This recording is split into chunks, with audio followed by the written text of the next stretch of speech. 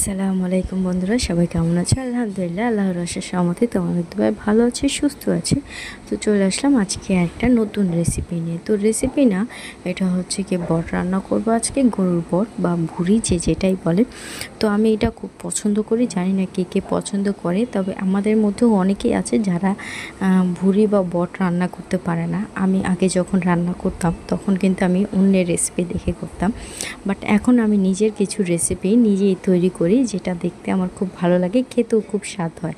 তো সেই জন্য ভাবলাম যে বটের রেসিপিটাও তোমাদের সাথে শেয়ার করি। তো বটটা রান্না করার আগে আমি কিছুটা বট আগে সিদ্ধ করে নিয়েছি হলুদ লবণ দিয়ে।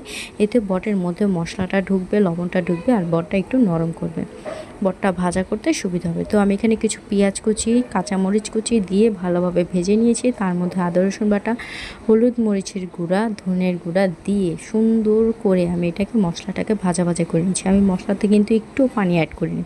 তো এর মধ্যে আমি গিয়ে দিয়ে দেবো এখন কি বটটা। দেখতেই পাচ্ছ বটটা কেমন হলুদ হয়ে আছে, কারণ হলুদ দিয়ে সিদ্ধ করেছিলাম, এই জন্য বটটার গায়ের রঙও কিন্তু হলুদ হয়ে আছে। তো দেখতে কিন্তু খুব ভালো লাগছে, তাই না?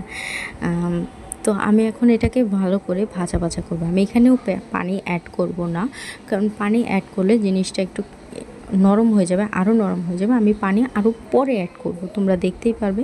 তো আমি এটা কিছুক্ষণের জন্য ঢেকে দিলাম। তো ঢেকে দেওয়ার পর এখন তোমাদেরকে দেখাচ্ছি এটার কালারটা কেমন এসেছে।